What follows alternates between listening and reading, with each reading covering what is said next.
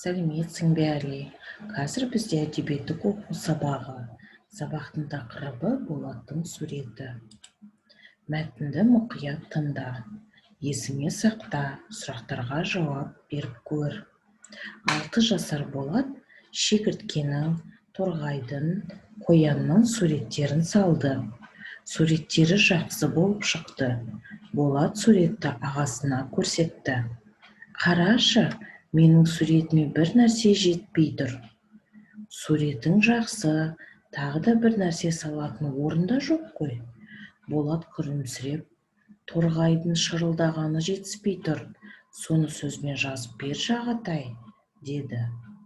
Енді дұрыс болды, бәрі жеткілікті деп суретті әжесіне сыйлады. Әжесі суреттен торғай шырылдап тұр деген жазуды оқыды. Ал жақсы, мәтінді тыңдады. Енді сұрақтарға жауап беріп көрейік. Болат қағазға ненің суретін салды? Шегірткенің, торғайдың, қоянның суреттерін салды, иә? Оның суреті қандай болып шықты? Болаттың суреті жақсы болып шықты, иә? Суретті кімге көрсетті? Алдымен суретті ағасына көрсетті, иә? Болат ағасына қандай өтініш жасады? Болат ағасына торғай шырылдап тұр деген жазуды жазып берші деп өтінді, иә? Ағасы оған не деді? Ағасы суретін жақсы шықты деп айтты, иә?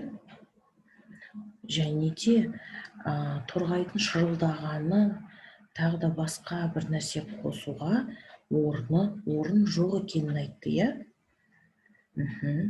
Болат суретті кімге сыйлады? Болат суретті әжесіне сыйлады. Неліктен мәтін Болаттың суреті деп аталады? Қалай ойлайсың? Ойланып жауап беріп көр. Келесі тапсырмаға назар аударайық.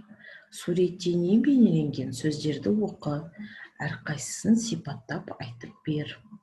Торғай, шегіртке, қоян. Торғайды сипаттап көрейік. Торғай құс, иә? Оның түсі қоңыр, көлемі кішкентай, қоңыр ала өзі. Шегіртке бізде қандай? Шегіртке кішкентай болып келеді, иә? Артқы аяқтары алдыңғы аяқтарынан қарағанда ұзын, түсі жасыл. Енді қоянды қарайық. Қоян бізде сұр, құлағы ұзын. Тағы да өзін толықтырып, сипаттап көр. Тірек сызбаны пайдаланып, мәтіннің мазмұнын әңгімеле. Бейнелеу сабағында ненің суретін салғанын ұнатасың? Мәтіннен Болат пен ағасының сөзін тауып, рөлге бөліп оқы. Болаттың ағасы торғайдың суретінің қасына не деп жазып берді? Оған сурет салғанда кім көмектеседі? Саған сурет салғанда кім көмектеседі? Ал енді тапсырмаларға назар аударайық. Жазбаша тапсырмалар орындаймыз енді. Болат ненің суретін салды? Тауып боя. Сөзде неше буын бар? Ал қараймыз, бірінші суретте бізде шегіртке тұр. Екінші суретте аю. Үшінші суретте қоян.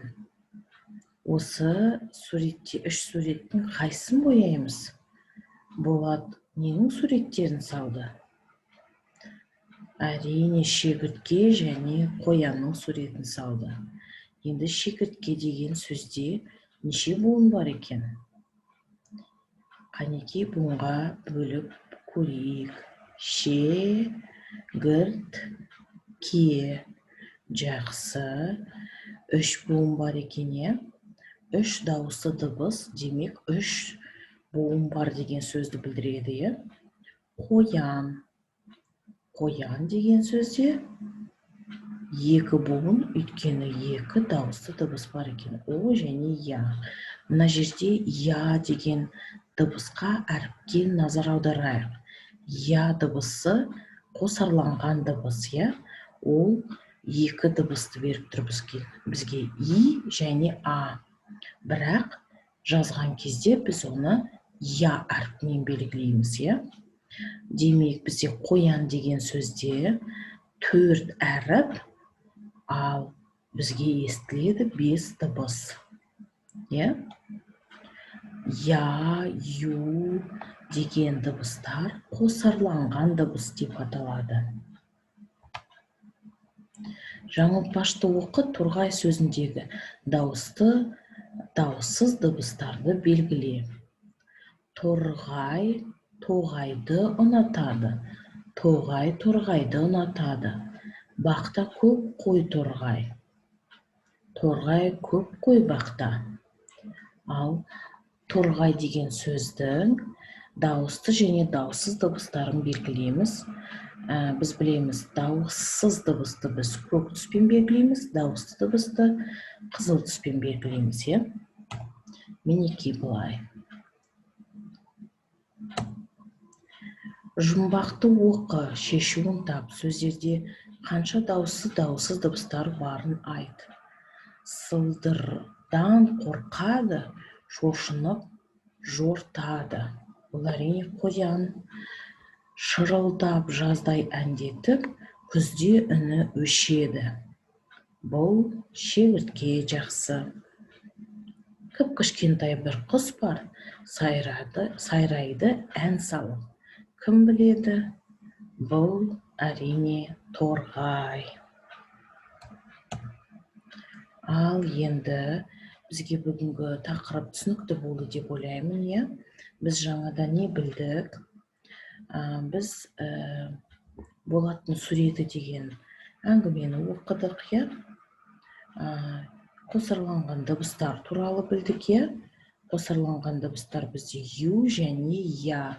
Я дыбысы бізге и және а дыбысынан жасалынады. Ал ю, и және удан, иә?